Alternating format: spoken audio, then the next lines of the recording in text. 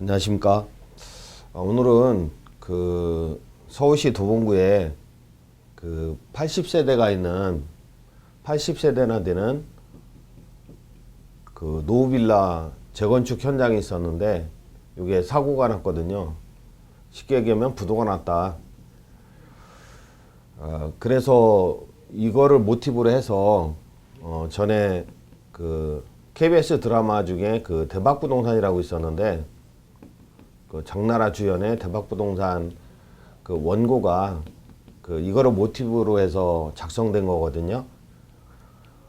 제가 자문을 했는데 이 부분에 대해서 워낙 여기는 각색을 많이 해서 있는 실체에 대해서 설명을 드리고 그리고 이러한 사고를 미연에 방지하기 위해서는 어떻게 해야 되는지 거기에 대해서 설명드리도록 하겠습니다.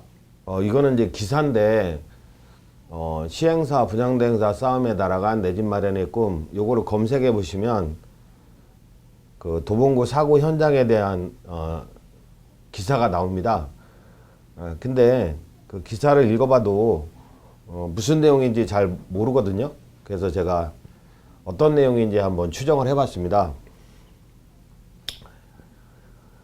건설사가 이제 찾아온 거죠. 건설사가 노후 빌라 단지 찾아왔어요. 그래서 노후 빌라 단지를 소유하는 80명의 소유자들에게, 그러니까 80가구가 있었다는 거죠. 80명의 소유자들에게 이 땅에는 현행 건축법상 169세대가 지어질 수 있다. 그러면 169세대를 지어서 80명한테는 집으로 주고, 그러니까 헌집 주고 새집 주는 거죠. 헌집 주고 새집 준다. 나머지 89세대를 일반 분양하고, 요 정도면 집도 주고요, 새 집도 주고, 돈도 주고, 이런 아주 우량한 사업장인데 89세대를 일반 분양하고 그 분양대금으로, 그러니까 일반 분양물을 팔아서 건축비에 충당하는 거죠. 그리고 조합원들 몫인 80세대는 무상으로 주겠다. 헌집을 내놓으면 새 집을 무상으로 주겠다. 이렇게 조합원들을 설득하여 시행 대행권과 시공권을 이제 수주를 받은 거죠. 근데 이거 보면은 빌라가 그러니까 새 빌라로 이제 재건축한 거잖아요. 근데 요 정도 사이즈 규모라면 새 아파트로도 재건축이 가능하거든요. 틀림없이. 근데 여기서는 첫 번째 문제가 뭐냐면 설계부터 잘못된 거죠. 그러니까 빌라만 설계할 줄 아는 허접한 건설사의 거래처, 이 설계사무소가 빌라로 새로 설계를 한 거죠. 사실 아파트를 설계할 줄 아는 그런 건축사무소는 한정돼 있거든요. 그런데도 좀 알아봐서 새 아파트로 재건축했으면 수익성이 훨씬 좋았을 텐데 새 빌라로 재건축을 하게 된 거죠. 추가 부담 없이 진행하겠다. 그래서 시행권과 시공권을 준 거죠. 그런데 공사를 진행할 때 건설사가 은행에서 기성률을 초과한 과도한 건축자금을 지불하게 됐다. 그래서 은행도 사실 문제긴 합니다. 은행도 기성률을 정확히 평가 안 해요. 그러니까 뭐 빌라나 건축하고 그러니까 대충 저기 골조 올라갔네, 50% 줄게, 뭐 이런 식인데, 아니 골조가 올라갔으면 골조에 하자는 없는지, 하자 보수의 필요는 없는지, 허접하게 공사했는지 감정도 안 하고 그냥 단계별로 요청하면 기성금을 주게 되는데, 여기부터 또 문제죠. 근데 돈을 받아서 하도급 대금은 대부분 안 주는 거예요. 안 주는 거죠. 그러고 지가 유용을 하는 거죠. 지가 유용한다. 그래서 기성금에 맞춰 공사비를 지불하지 않고, 그러니까 기성률이 20%다. 그러니까 20% 공사했구나. 그럼 돈도 20% 줘야 되는데 과지급하게 되는 사태가 벌어지죠. 얼마 전에 양평에서 한 100억 상당의 공사인데요. 제가 볼 때는 기성률 20%인데 돈은 50%가 나갔더라고요. 그래서 공사 중단하고 있어요. 돈 없다고. 이거 어떻게 해결해야 되냐고 물어오시던데 참 안타까운 사연입니다. 이거 이렇게 과지급하게 되면 공사가 중단되는 등의 불상사가 생길 수 있다. 미리 땡겨다 다 쓰면은 나머지 공사할 능력이 안 되니까 나몰라라 한다고요. 그러니까 보시면 자세히 보면 공사비가 만약 100억이라면 은행으로부터 공사계약금과 공사중도금조로 공사비의 50%인 50억까지 지불을 받았어요. 다만 공정률은 20%. 그러면 20억 원어치만 지불을 했어야 되는데 20억 원만 지불했어야 되는데 50억까지 나간 거죠. 근데 하도 업체한테 뭐 20억 공사했으니까 20억을 줬냐? 그것도 아니에요. 계약금 2억만 주고 나머지는 하도 업체에게 미납을 한 거죠. 18억을 미납한 거죠.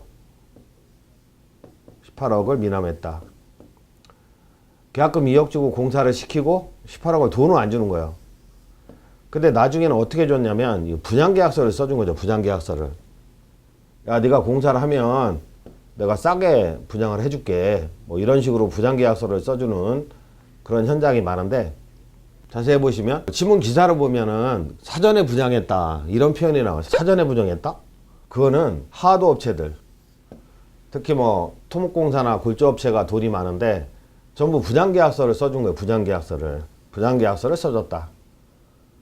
그래서 뭐 강남이나 용산이나 뭐 재개발 이주 수요가 터진다든지 이런 특별한 지역 이외에는 빌라는 사전 분양을 받는 일반인들이 거의 없거든요.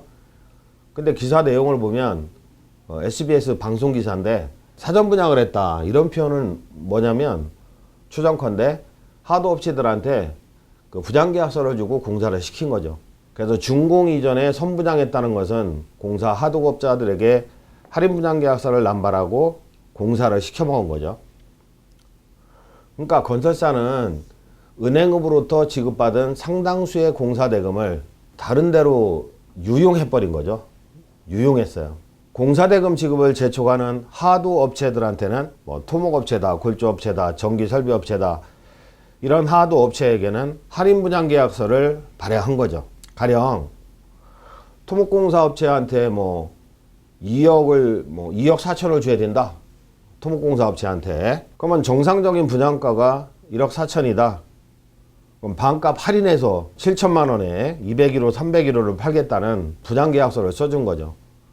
그러니까 건물을 짓게 되면 요만큼은 조합원들 거죠. 조합원들 거. 요만큼은 팔아가지고 공사대금에 충당해야 되잖아요. 그러니까 건설사가 요거를 할인 분양을 해준 거죠. 할인 분양. 그렇게 일을 시켜먹은 거죠. 할인 분양 계약서를 써줬다. 이런 거를 통칭해서 대물계약에 의한 공사다 이렇게 얘기하는데 이런 식으로 하도업체한테 써준 게 40개 호의 집을 하도업체에게 할인 분양한 거예요. 할인 분양. 그리고 어느 정도 나중에 인테리어 공사까지 된 세대 있잖아요. 그건 또 일반인들한테 이중 분양을 한 거죠. 일반인들한테 이중 분양했다. 이렇게 현장에서는 상상을 초월하는 일들이 많이 생깁니다. 분양대행사가 있었어요. 이 분양대행사에게는 분양대행 수수료를 더 많이 챙겨주겠다고 하면서 야, 인테리어 공사업체를 찾기 힘든데 네가 어떻게 찾아서 좀 시켜줄래? 이렇게 인테리어 공사까지 분양대행사한테 시킨 거예요. 그럼 분양대행사는 인테리어 업체를 섭외해서 공사를 시킨 거죠.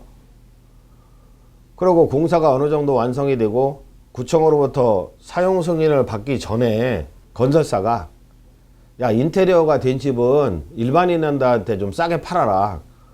그래서 일반인들한테 할인 분양하라고 분양대행사에게 요청을 했어요. 근데 분양대행사는 건설사가 막 하도업체한테 할인 분양계약서 써준 거 모르고 일반인들한테 분양을 한 거죠. 일반인들한테.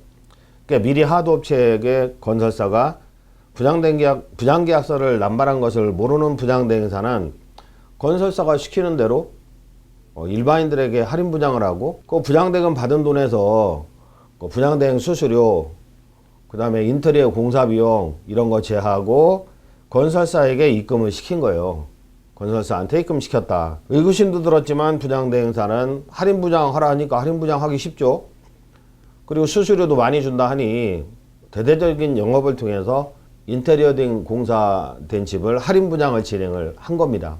말도 안 되는 이런 일을 벌인 거죠. 건설사는 할인 분양을 받아 입주한 수분양자들, 그러니까 인테리어 사실은요 사용 승인이 나기 전에 입주시키면 안 되거든요. 그럼 벌금 크게 맞아요. 근데 사용 승인이 나기도 전에 수분양자들 민원이 있으니까 입주를 시킨 거예요. 그랬더니 건설사는 하도업체한테도 분양했고 또 분양대행사를 통해서 일반인한테도 할인 분양했고, 근데 하도업체들 막 난리를 치니까 용역들을 동원해서 막 깡패 기사에 나온 거죠. 내쫓아버리는 거예요. 그래서 건설사는 할인 분양을 받아 입주한 수분양자들을 불법 점유자라고 규정하고, 건설사가 직접 분양한 거 아니죠. 대행사를 통해서 분양했으니까 야 나 대행사한테 분양하라고 이렇게 하라고 시킨 적 없어. 그러면서 또 건설사는 하도업체한테는 직접 분양한 거죠. 하도업자들 편을 들인 거야. 그래서 착하고 순진한 사람들 불법 점유자라고 규정하고 수도관 가스관을 막아버린 거죠. 그리고 입구에 건정한 용역회사 직원들을 배치하여 위화감을 조성하고 또 드릴로 문을 뜯어내고 집안 살림을 엉망진창으로 만들었다. 살림살이를 모두 빼간 후 얘네들이 살림살 모두 빼가고 대문으로 용접을 했어요. 용접으로 막고 막 출입시 고발 조치하겠다는 경고문을 붙여서 협박을 하고 있는 거죠. 그러면 사고 발생의 근본 원인은 뭐냐? 사실 신용 있는 대규모 건설사는 잘 나가는 건설사는 이런 대물 계약이나 뭐 집을 지어주고 뭐 일반 분양분 팔아가지고 공사대금을 충당해야 되고 이런 현장을 안 맡아요. 소규모 조합 현장에 관여하여 수주하지 않아요. 잘 나가는데 돈으로 주는데 하지 뭐 그걸 팔아가지고 뭐 공사대금 PF 받은 거 빚 갚는 거죠. 그러니까 이거는 조합원들한테 주고 이거는 팔아가지고 매각해가지고 PF로 갚는 거죠. PF를 미리 PF에서 공사대금 꺼내 쓰지만 그거를 팔아가지고 갚는 이런 현장에 대규모 건설사는 무슨 한남 3구역입니까? 빌라 재건축 현장에 관여를 안 해요. 따라서 보통 소규모, 영세 중소규모 건설사가 이런 일에 참여를 하는데 소규모다 보니까 공사대금을 계획적으로 유용할 고의를 가지고 참여하는 거죠. 그리고 하도대금을 지불하지 않고 하도급을 주는 대가로 하도업체로부터 돈까지 꾸는 시공사가 많아. 그러니까 은행으로부터 돈을 받아가지고 유용을 하고 하도업체한테는 야 저기 계약금 딱 주면서 돈 좀 꿔줄래? 3억만 꿔줘. 그럼 내가 골조공사 용역을 줄게. 이런다니까요. 요렇게 또 챙기고. 근데 골조공사 계약금만 주고 잔금을 대물계약서, 분양계약서로 남발을 해버리는 거죠. 나중에 준공나면 그 집으로 가져가라는 둥.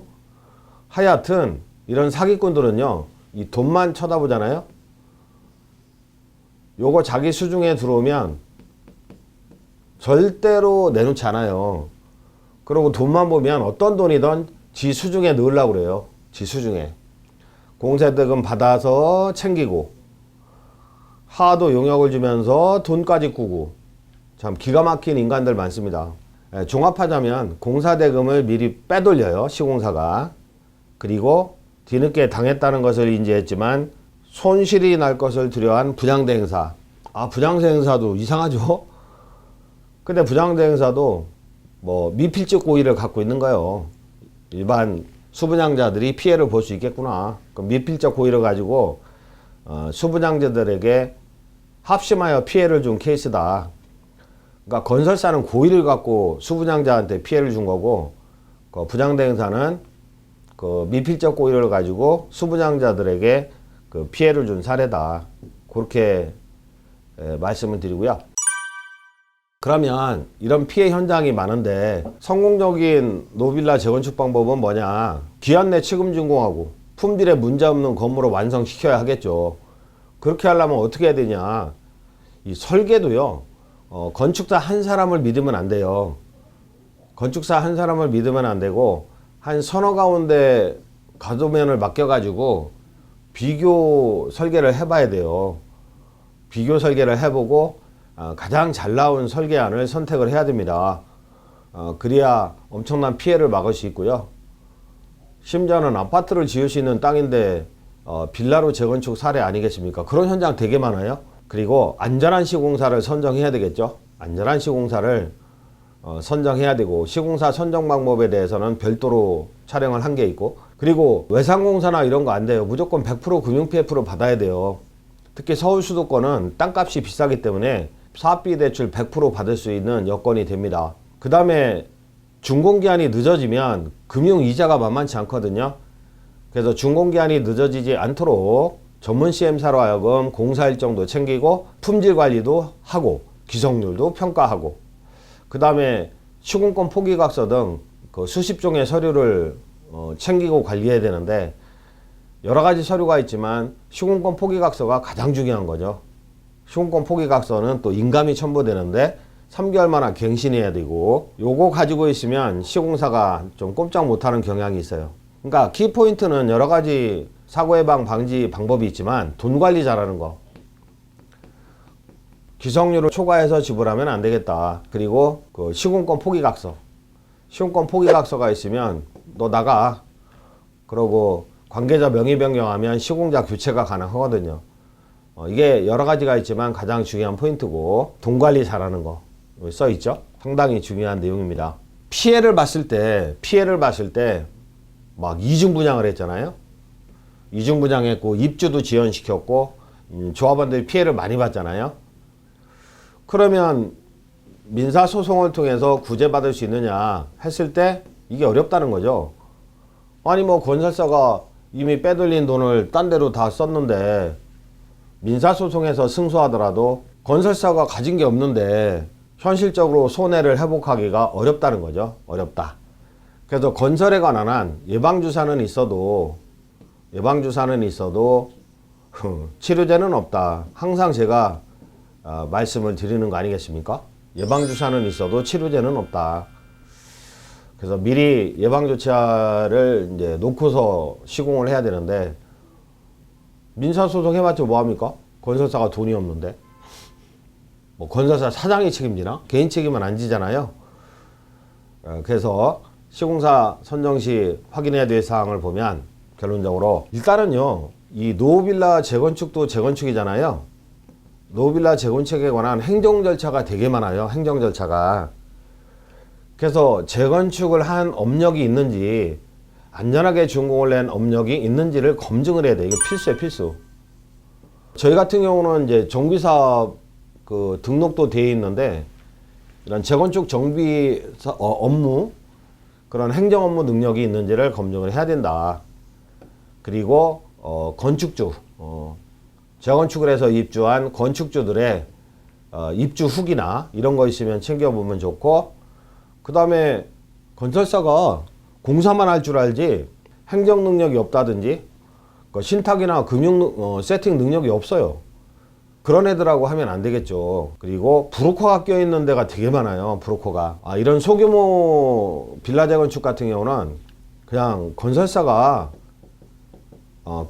일 다 하면 되거든요. 행정 능력도 갖춘 건설사가 지가 일 다 하면 되는데 왜 시행사가 껴있냐고요. 막 시행사 따로 있고 시공사 따로 있고 이런 업체는 선별하면 안 된다. 그 시행사는 그냥 브로커일 뿐이다. 그 다음에 요즘은요, 그 가로책 정비 사업 있잖아요. 소규모 재건축이나 가로책 정비 사업. 여기서도 사고 현장이 많이 생겨요. 여기서도 공사 중단된 현장들이 많이 생기는. 가로책 정비 사업은 정부에서 장려하는 사업인데 여기서 왜 사고가 이렇게 날까? 뭐 그건 따로 제가 말씀을 드릴 건데, 가로책 정비 사업 할 때도 신탁 관리를 해야 되거든요. 신탁 관리를 해야 되고, 그 다음에 이제 금융사도 PF를 100% 받아야 되고, 안전한 시공사 세팅해야 되고, 실력 있는 건축사가 있어야 되겠죠. 그 다음에 정비업체가 있어요. 이렇게 세팅을 해서 관리를 해야 되는데 전문 CM사는 필수고 그 품질 관리하고 기성 관리에. 근데요, 그 송파구 쪽에 서울시 송파구 좀 잘 사는 동네잖아요. 거기에서 가로책 정비 사업, 초창기 가로책 정비 사업으로 조합 설립된 데인데, 오, 이거 잘못한 거예요. 그러니까 아파트로 지을 수 있는 땅인데 막 빌라로 짓대요. 그 빌라로 짓다가 공사 중단됐어요. 중단됐어. 그러니까 조합장이 뭐 몇 억을 횡령했다는 둥, 그 시공사하고 짜고 기성금을 오바해서 꺼낸 거죠. 오바해서 꺼내가지고 그 조합장이 뭐 횡령했다는 둥 이런 말이 있던데, 그래서 조합장 임원 해임하고 새로 세팅을 합니다. 새로 세팅을 하는데, 아니 세상에 정상적으로 했다면요, 아파트로 재건축하고요, 아파트 한 채 받고 돈도 받아야 돼요. 워낙에 사업성이 좋으니까. 근데 이렇게 망가지니까요, 빌라로 재건축하는 거 계속 빌라로 받겠죠? 근데요, 추가 부담금이 2억 7천만 원이에요. 추가 부담금이 2억 7천만 원. 세상에. 그래도 준공은 내야 되니까 총회할 때 보니까 그냥 끌려가더라고요. 신탁사는요, 여러 가지 신탁 방식이 있거든요. 여러 가지 뭐 담보 신탁도 있고, 그 다음에 관리 신탁도 있고. 근데 최소한 책임 준공 약정을 해야 돼요. 그 책준이라 표현하는데, 망가지면 신탁사가 책임진다 하는 책준 약정을 해야 되고요. 그 다음에 뭐 조합을 대행하는 대행자 방식으로 하면 좋은데, 이제 와서 대행자 방식으로 한다 하니 추가 부담금이 많이 들 수밖에. 금융 PF도 100% 사업비가 대출이 나오게, 그것도 저렴하게 세팅을 해야 되겠죠. 금리가 아주 싸게. 시공사도 좀 양심 있는 안정적인 시공사가 책임 준공 약정을 합니다. 이것도 만약에 너 준공 못 내면 네가 요 채무를 다 인수해야 돼, 이런 약정도 해요. 법무법인 가서. 그 다음에 신속하게 조합 설립 및 사업 승인, 관리 처분까지 신속하게 업무 처리할 수 있는 정비업체가 필수입니다. 품질 관리할 수 있는 CM업체가 필수고. 근데 그 송파구 현장은 건축사 실력 없는 애 선정했죠. 신탁 구조도 잘못 짰죠. 책준 약정이 없다. 금융사도 이상한 데를 선정해서 CM사가 평가하는 대로 돈을 지급했어야 되는데 오바 지급했다. 이런 게 없는 거죠. 그 다음에 시공사도 조합하고 짜고 돈을 빼먹을 정도의 양아치 시공사를 선정했다. 아예 정비업체는 선정도 안 했더만요. 안 했어요. 근데 인제 와가지고 이걸 다 구성하고 새로운 사업구도를 짜다 보니 빌라가 빌라로 재건축되는데 세상에 송파구에서 추가 부담금이 2억 7천이나 생기는 그러한 현장이 최근에 생겼습니다. 이렇게 공사에 관한 한 사고 안 나게 하는 예방주사는 뭐 있는데, 사고가 나잖아요. 그러면 팔다리 다 절단해야 돼요. 그 사람이 살려면, 그 현장이 살려면. 이게 재건축이라는 거죠. 그래서 오늘은 빌라 재건축 사고 현장 사례, 그리고 그 예방책에 대해서 좀 살펴봤습니다. 수고하셨습니다. 감사합니다.